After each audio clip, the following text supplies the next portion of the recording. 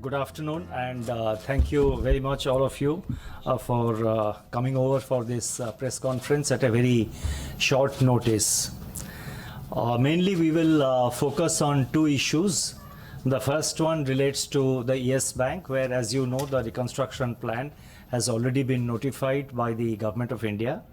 And the second issue we will deal with is certain aspects related to the fallout of the coronavirus, the fallout of it in India and its impact on the Indian economy.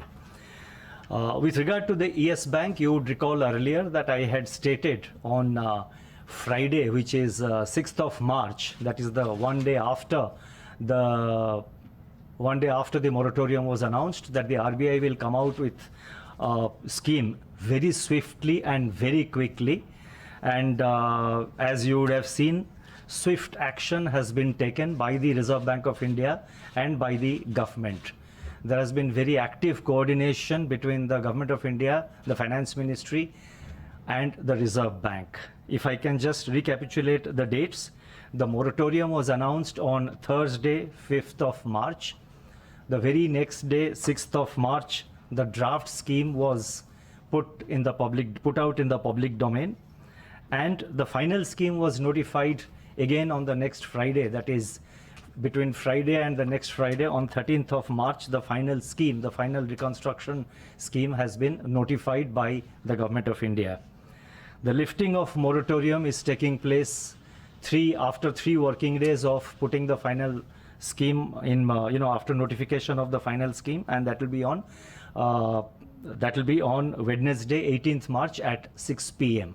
The moratorium gets lifted, and the new board, as you would be aware from the notification, the new board will assume its position, and the office of the administrator will cease to exist on 26th of March.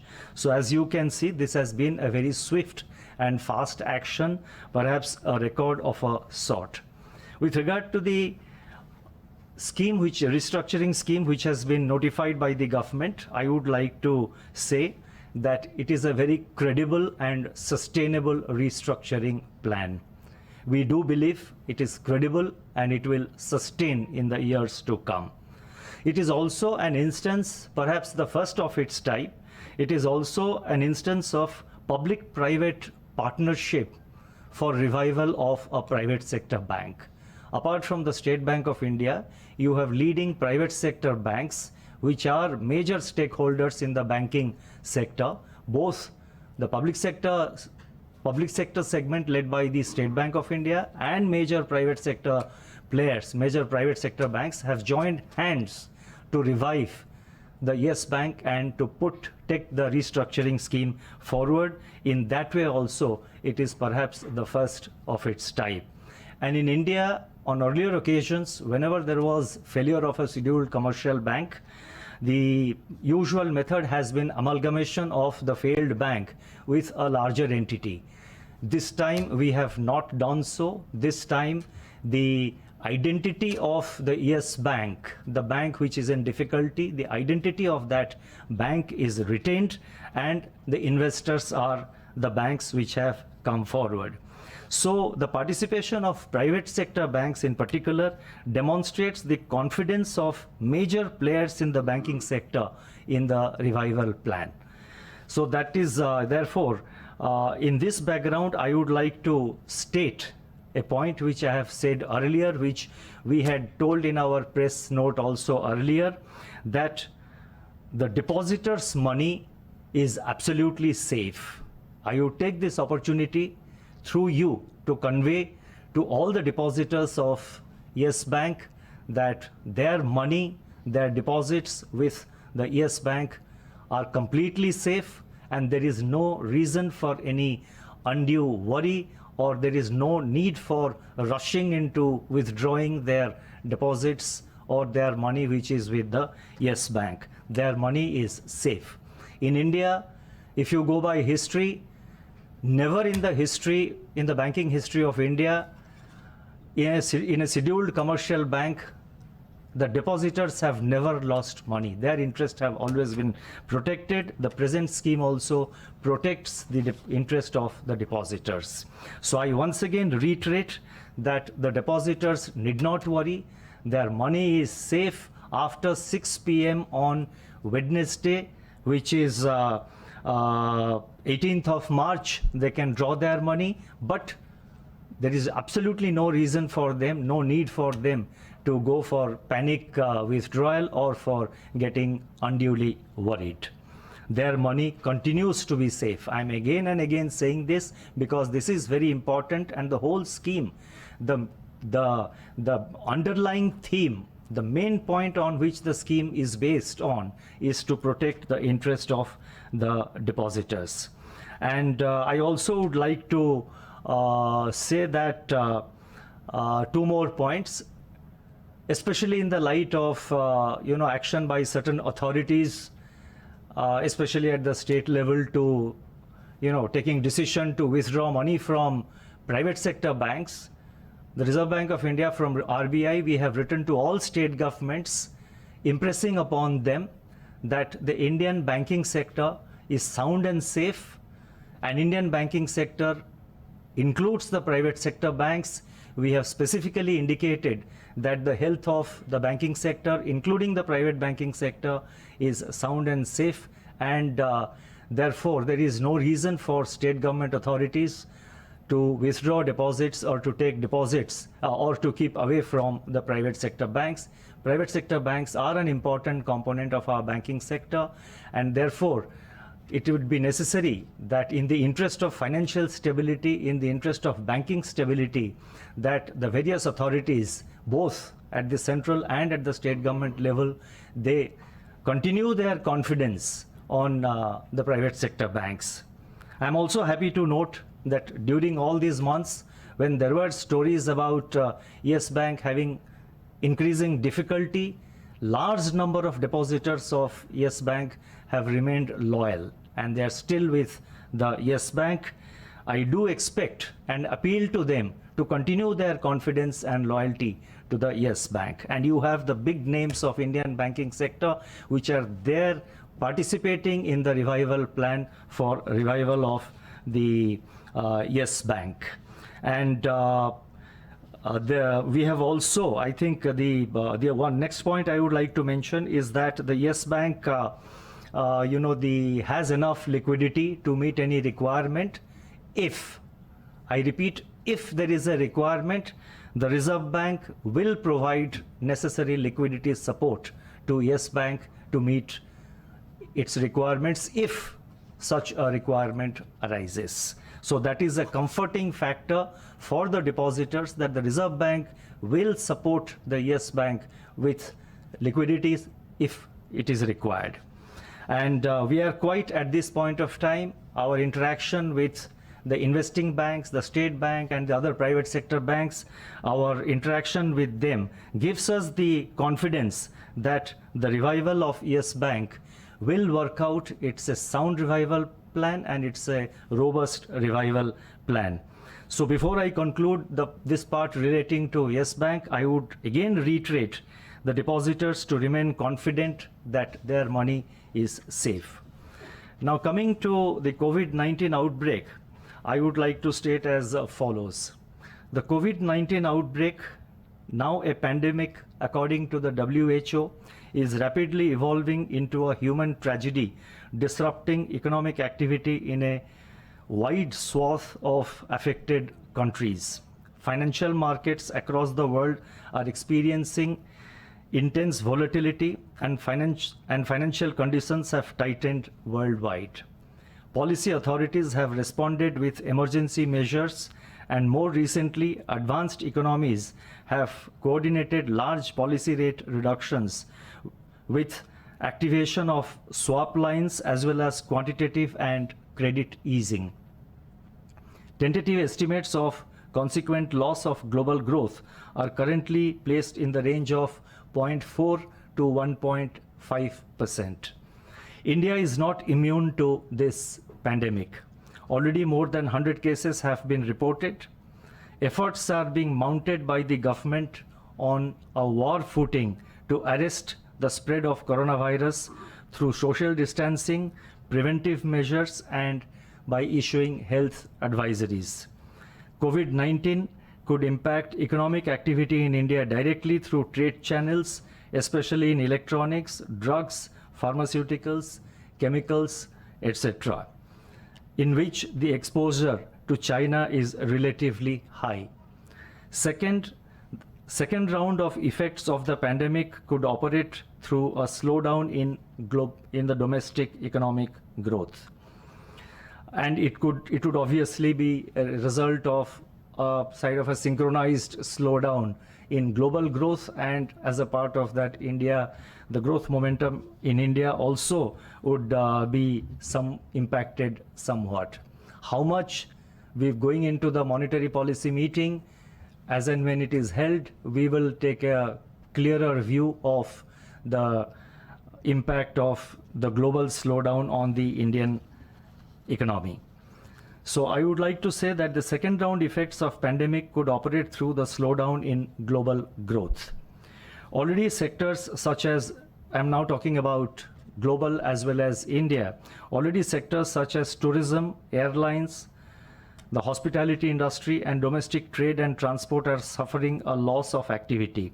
More immediately, spillovers are being transmitted through finance and confidence channels to overseas and domestic equity markets. Forex and bond markets are also not immune to the current volatile conditions. There is considerable uncertainty about the duration of the pandemic, and the currently available estimates of its adverse effects will undergo sizable revisions if this coronavirus persists longer or if it gets contained much earlier than currently believed. It is important to ensure that policy reactions are carefully considered and calibrated so as to assuage sentiment and instill confidence. In this context, the Reserve Bank has been taking several calibrated measures over the past few days to ensure that financial markets and institutions remain sound and resilient, and also to build confidence more generally in the financial system. In fact, the lack of response to our 7-day repo auction of rupees 25,000 crore, which was conducted on March 13th, has reassured us that domestic liquidity conditions remain comfortable. It is important that policy space is used appropriately and is suitably timed to optimize its impact. The RBI has several instruments at its command and stands ready. I repeat, the RBI has several policy instruments at its command and stands ready to take all necessary measures to ensure that the effects of COVID-19 pandemic on the Indian economy are mitigated and financial markets and institutions in India continue to function normally. The level of forex reserves, as you would be aware, remains comfortable to meet any exigency. Based on the current evaluation of domestic financial conditions, I propose to announce the following two measures. 1. Taking into account the favorable response to the sale-buy swap auctions conducted today and the evolving financial market conditions, we propose to conduct another 6 months US dollar sell-buy swap on March 23rd to provide liquidity to the foreign exchange market. The details of this are being notified separately. 2.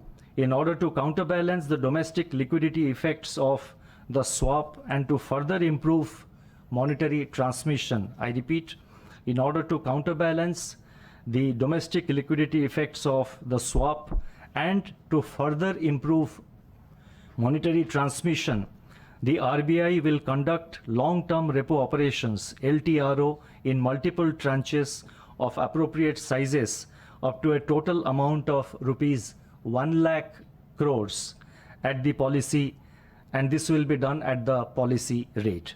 This will be followed by a review of the performance of our LTRO. Details relating to LTROs are being announced separately. Another point before I conclude, I would like to mention in the context of COVID-19 is that, as you are aware, the RBI and the government together, we are giving a lot of emphasis on, in encouraging digital payments. And over a period of time, various measures have been taken to establish safe, secure, affordable retail payment systems like the NEFT, the immediate payment service system which we have, that is the IMPS, UPI, then the Bharat bill payment systems, etc. In times like this, when the health authorities, when government has announced to minimize social contact, to minimize visiting of crowding places which are crowded, it may be a good idea to use digital modes of payment for carrying out various transactions, for purchase of, wherever cash payments are involved. Because for cash payment, you need to visit a market, you need to visit a crowded area. But when you use more of digital payments, there is no need for going to a shop, there is no need for, visiting a crowded marketing place. So we have also advised the banks in a circular which we have issued some little while ago today to encourage more and more of digital payments. So to conclude the portion, the segment relating to coronavirus, I would like to say two measures which we have announced today. They are based on our assessment of the current situation. RBI has several policy instruments at its disposal. We will use the various policy instruments from time to time depending on a requirement. And our response will be calibrated. Our effort is to see that our responses are neither premature nor delayed. We will make every effort to see that whatever instrument or whatever announcements, policy announcements we make, they do have the desired effect, they do have optimum impact. Thank you very much. If there are few questions, because I think I would request that if we can limit the number of questions, we are all under pressure of time, so we could take a few questions. सभी लोग उम्मीद कर रहे थे कि आप एक rate cut करेंगे जो आप घोषणा नहीं कर रहे हैं. क्या वजह है उस फैसले के पीछे? काफ़ी सारे सेंट्रल बैंक्स ने पॉलिसी मीटिंग के पहले रेट कट किए हैं, लेकिन आप ये संकेत दे रहे हैं कि वो फैसला पॉलिसी मीटिंग में ही होगा, तो ये क्या देर नहीं हो जाएगी? नहीं, मैंने ऐसा नहीं कहा कि वो फैसला पॉलिसी मीटिंग में ही होगा. वो तो law is like that. RBI act में प्रोविजन है कि जो रेपो रेट का जो डिसीजन है वो एमपीसी में लिया जाएगा. लेकिन मैं आपको, I don't rule out anything. I am not ruling out any possibility. So therefore, I did say yes, the MPC will take a decision, but I don't rule out anything, because depending on the evolving situation, we will decide on the timing of our action. Is there an estimate we have on the impact to the Indian economy from COVID-19? You mentioned a figure of 0.4 to 1.5% on the global economy.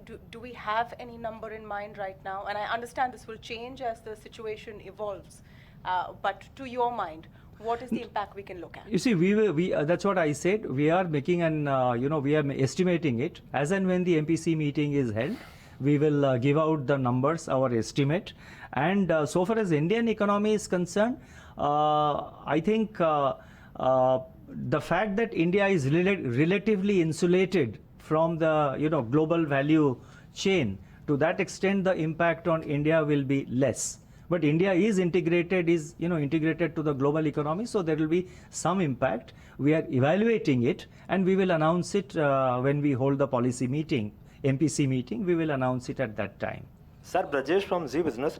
Sir, एक सवाल ये है कि जो measures जो scheme announce की गई है यस बैंक के लिए, उसमें सर ये है कि जो लॉक इन लगाया गया है 3 साल का, उसमें ये है कि 100 शेयर के ऊपर भी है तो भी लॉक इन लागू होगा.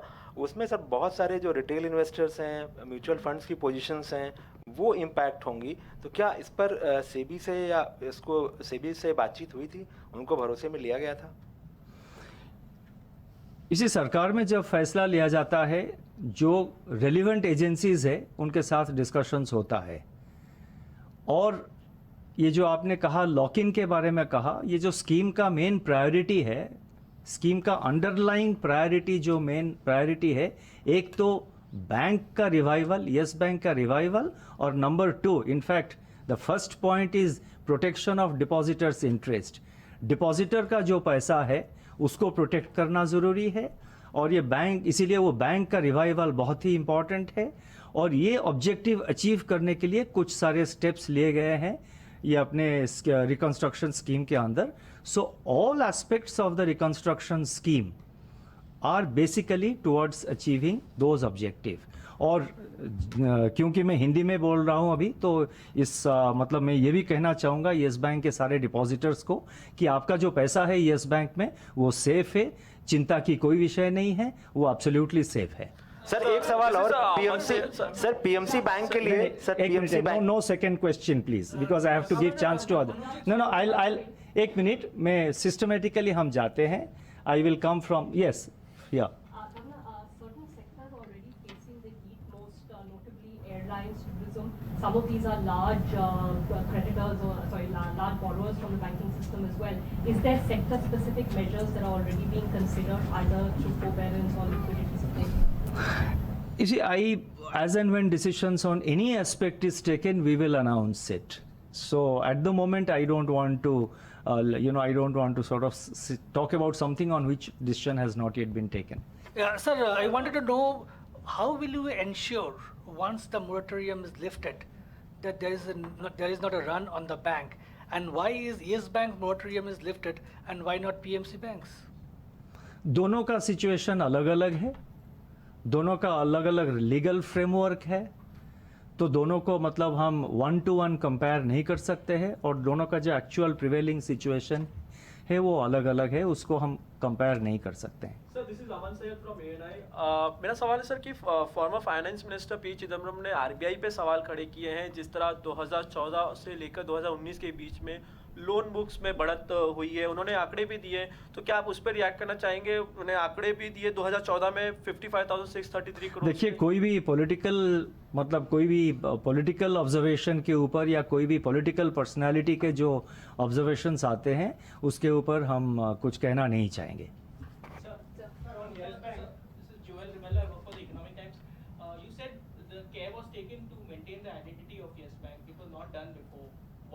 What is the reason? Why was it such a special case that you couldn't merge it with another bank, and you all are basically staring at a big issue because No, I think I will ask our deputy governor to reply to this question. See, under the Bank Regulation Act, RBI can either do an amalgamation or a scheme of reconstruction. Okay, we evaluate the advantages of amalgamation and advantages of reconstruction, and came to the conclusion in this case that reconstruction is the better option. Can you elaborate what was the reasons why you all decided on reconstruction rather than amalgamation? We found that that is a more viable way to do it. Any reasons you can, I mean, anything? More viable, that's it. Viable is viable. It's more viable. Yeah. Yes. Ankur Mishra from Financial Express. I wanted to ask question on Yes Bank, that it was disclosed in their results that there was discussion with RBI on invoking PCA. So should we understand that it will not be invoked, or what was the discussion?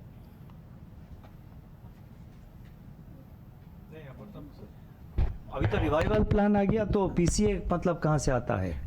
Sir, it was mentioned in the auditor's note that since their capital is quite low, this 0.6% CET1, so there is a risk of invoking PCA by the regulator. However, they are in touch with regulator for the same. So should we understand that PCA will not be invoked in case of Yes Bank? नहीं, अभी PCA invoke करने का कोई plan नहीं है। अभी जो capital infusion हुआ है 10,000 करोड़ का, the 10,000 crore rupees 10,000 crore capital infusion which has happened, it is adequate. It ensures compliance with regulatory requirements like the net NPA and capital adequacy. So abhi there is no such plan to invoke PCA in the case of Yes Bank. Summer result, I mean, all the parameters, right from equity, to gross NPAs to net worth. So why PCA was not invoked? Because You see, when we results. You see, when we deal with, I think, such level of, such micro issues as to why this was done, why this was not done, you see, we take a larger view of things. And we cannot apply various, various measures in a very mechanical manner. We have to take a larger call. At the first sign of stress in a bank, we cannot be using a hammer. So therefore, and let me assure you that over the last 7 to 8 months, the situation in Yes Bank was being monitored almost every day, and we decided to act when we thought it was appropriate time. I think we'll take 2 more questions and then we'll quote. Some of the depositors have complained that they've been missold the 81 bonds, and now they've lost all their deposits because they've been missold the bonds. So, are all the bonds going to be written off completely as per the scheme? I think the bank has decided, and they have intimated the stock exchange that 81 bonds they are writing down. That is as per the terms of contract. That is as per the terms of contract between the Yes Bank and the investors. Was there consideration in between of? No, I can't. Governor, just one question. 1 minute. I think we need to conclude. There will be 2 or 3 more. I'll go from this side. Yes. No, I'll come to you. Yes. Yeah.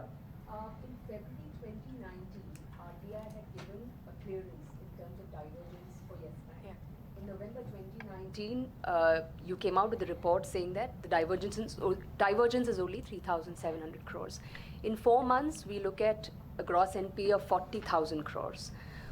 Where did RBI slip, or what did RBI miss in these 4 months? Was RBI behind the curve? Would you like to reply to that question? One thing I would like Loudly, to clarify. I don't know. Is it picking up? Yes. One thing I would like to clarify that Thought as loudly part of boliye. our supervision, we identify the divergences which are not in compliance with our regulatory guidelines. Any subsequent divergences or slippages to NPA as per IRAC norms, bank is supposed to do it. And that is what they have done it. As on 31st March 2019, only 3,000 crore divergences were observed which were not in compliance with IRAC norms. Oh, okay, I'll just take 2 more questions because we have some other meeting coming up. Yes, please, Cogencies. So, Bijoy from Cogencies, sir. Is there a risk, and I'm going back to the COVID-19, considering how much the interest differential between the advanced economies and India has become, is there really that much of a risk of foreign flight of capital or whatever that we have not moved yet on interest rates? Is there any particular reason why you all have chosen to save your gunpowder for later rather than moving now when it could have been seen as part of a much more coordinated global action? I think that would be a giveaway. A reply to that question would be a giveaway. But in all seriousness, you see, it's a complexity of factors. So therefore, I can assure you that our effort, our endeavor is to sort of use the various instruments at the right time. Yes, Ritu, there.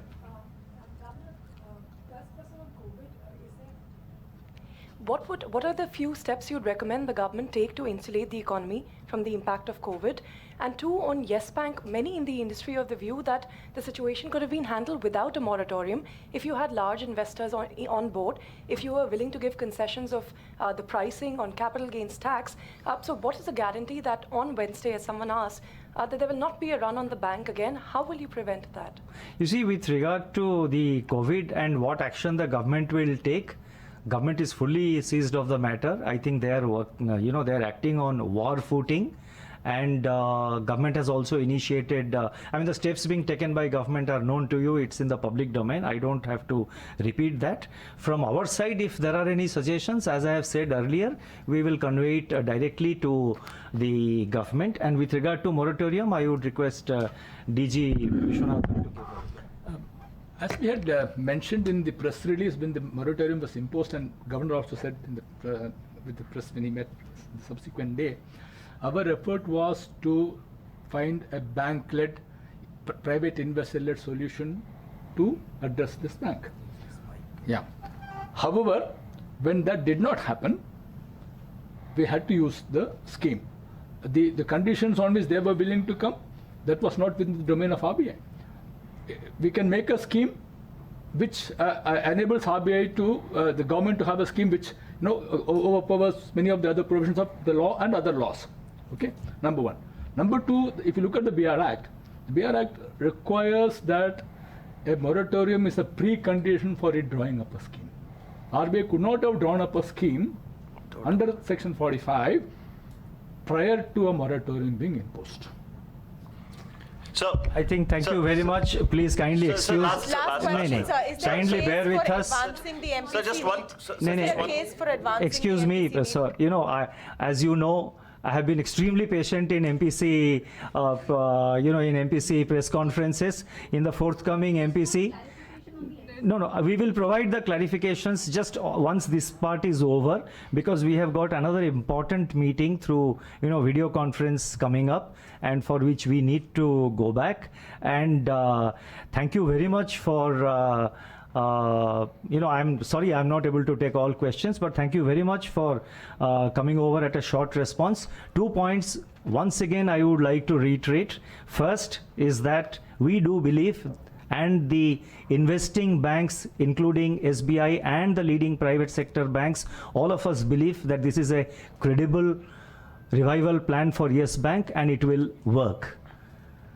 And the depositors should remain confident that their money is safe. So with that, only one question. And number two, I would like to say, with regard to the fallout of coronavirus, its impact on the global economy and the impact on India, the RBI, as I said, I repeat myself, the RBI stands ready to take whatever action is required at the appropriate time to have maximum impact. Thank you very much.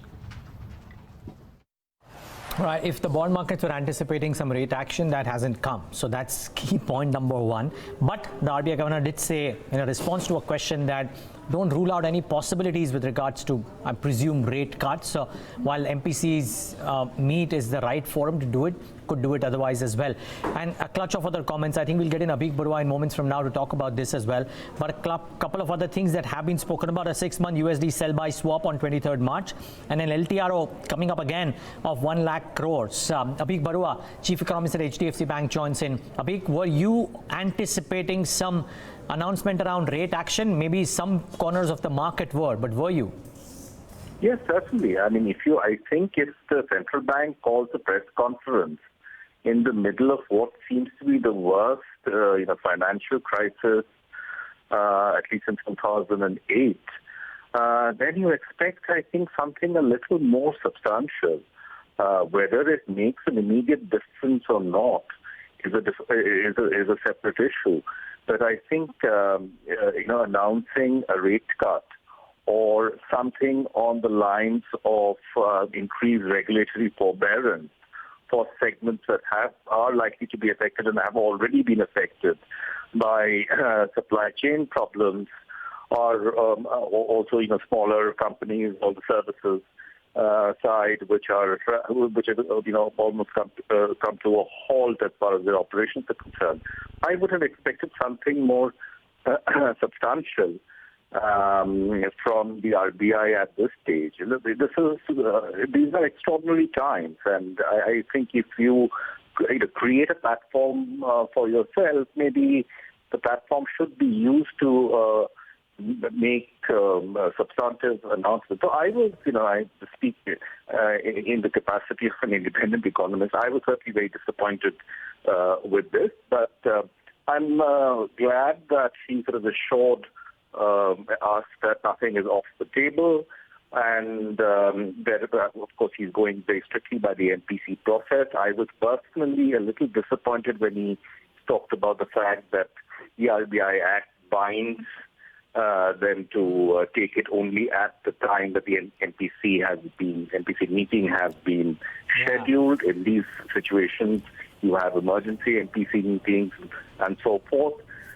Given all this, I'm disappointed, but I think since he hasn't ruled any action out, it's just a few weeks away, we will perhaps see rate cuts and continued liquidity action, which I think is very, very sort of welcome and supportive for the banking system. But there are two things that I personally wanted. Was one, a rate cut, because it can be a confidence booster, and number two, how the RBI goes about the challenge of channeling funds to the sectors that are worst affected and need funds the most.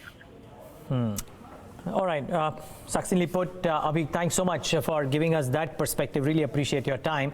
A couple of other voices join as well. Arvind Chari, Head of Fixed Income at Quantum Advisors on the phone line, and Rahul Bajoria, I think, Chief India Economist at Barclays as well, joining us. Arvind, a couple of things. 6-month, the USD sell-buy swap on 23rd of March, and yet again, an LTRO announced of 1 lakh crores. What do you make of these moves? Yeah, I think RBI is still, at least now, prioritizing liquidity actions over rate actions. And as the previous speaker said, I think they're waiting for the normal procedure of an MPC meeting, whether it's emergency or scheduled, to look at rate action. I think rate action will follow, but as of now, they seem to be focusing on trying to manage the rupee. They seem to be a bit more worried on the rupee depreciation and the volatility of it, and so they're trying to calm that market down. And another set of LTROs, which is pretty significant in an existing liquidity situation, which is already in excess. I don't see, as I've been saying for a long time, that this is not going to drive credit, especially in today's scenario where risk aversion and just the overall demand sentiment is so weak. Any liquidity measure is not going to drive credit, but it's good from a bond market perspective in terms of availability of excess money at the reverse repo, effectively at repo rate for the LTRO and the overall market being lower. I think my hunch was that they will prefer a rate cut over liquidity operations currently, because if you want to have an impact, you need to reduce the overall daily cost of borrowing, and if once you do a 25-50 basis point rate cut, the effective operational rate in the money market goes to reverse repo that much lower. So, but maybe we'll have to wait for the rate cut action to happen. As of now, liquidity operations continue. Rahul Bajoria, while he's saying that don't rule out any possibilities, it could, while the MPC meet is the platform to do it, but don't rule out possibilities. Would you believe, therefore, that there could be some rate activity before, or would you believe it will happen at the MPC meet? I don't think the situation dramatically is going to change, as far as the economic outlook is concerned in the next 5 or 10 days on the side of, upside risks. I think, only we are looking at downside risks. And from that perspective, today's meeting or, today's announcement effectively closes the door on an inter-meeting move. And, I think the market will sort of start looking at the 3rd April MPC meeting itself. I would say, though, the governor has clearly not denied us a rate cut. I think, it remains very much on table. But as Arvind was saying, it will probably be a decision taken by the MPC in the formal setting rather than an emergency meeting being convened, as we have seen in other major global central banks who have done the same thing. The demand for the LTROs, and I think Wiley mentioned that we will assess the LTRO option once we see the demand for the new one as well. But it seems to be a preferred choice of sorts. The first half has gone well, and now another 1 lakh crores announced. Rahul.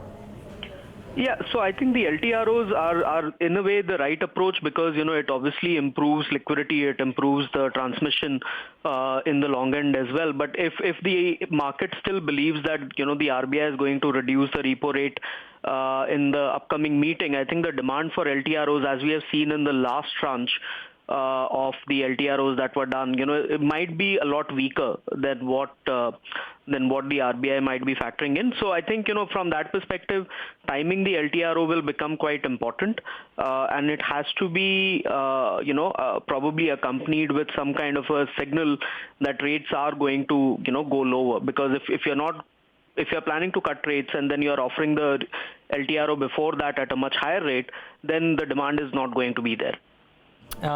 Arvind, come in on that, and how do you expect the money markets to react? One, I think ahead of the meeting today, the bond markets had started to react because there's a sharp drop in yields as well. And I heard you mention twice in your answer that the RBI seems to be concerned about the way the currency is moving. Yeah, so I agree with Rahul on the LTRO timing bit. I mean, if you're giving another 1 lakh crore and if the market is going to wait for the April 3rd monetary policy decision, and if there is a 50 basis point rate cut as is the kind of consensus right now, why would you, if the LTROs are announced before that, the demand should ideally be lower. So I think they need to time it appropriately. Once you get the calendar for the LTRO and if the date is after April 3rd, markets would sort of pre-guess saying that they're starting the LTRO after the monetary policy, which means the repo rate is going to be lower. On the bond market impact, much of the yield fall today was also an impact out of the Fed action late evening yesterday. So the market is expecting the RBI also to follow suit. After having received the previous press release, the short press release that came out a couple of weeks back that RBI stands ready to act. So that is kind of a intent of the RBI and the market was expecting. And then the announcement of press conference kind of drew down the yields a bit more. As Rahul said, the rate cuts should be expected, but it's going to happen during the monetary policy. On the FX bit, that's a tricky one. We've seen foreign outflows over the last 1.5 weeks. But I think the FX reserves are in a fairly comfortable situation. If you look at the broad country, 36-country REER, that is also still, we're always at overvalued level, but that overvaluation is slightly higher even after the recent depreciation. So I think it's a choice between a rock and a hard place for RBI from FX perspective or for rates. But I would believe that they should and they would tilt more towards domestic demand and domestic interest rate perspective and not bother too much about where they are, where the rupee settles. They can manage the volatility because they have excess forex reserves. Fair point. Jamin, thanks so much for joining us for that quick perspective. Really appreciate your time this evening. Well, that's a few experts on what was believed by a lot of market participants to be a possibility of a big bank announcement. Nothing on the rates, though not ruling out of the MPC meet action as well, or not ruling out anything is what the governor said. But yeah, a couple of announcements, including the LTROs that have been announced and the buy-sell swaps on the March 23rd, if I'm not wrong. So those are a couple of things that you need to watch out for. Thanks for tuning into this broadcast.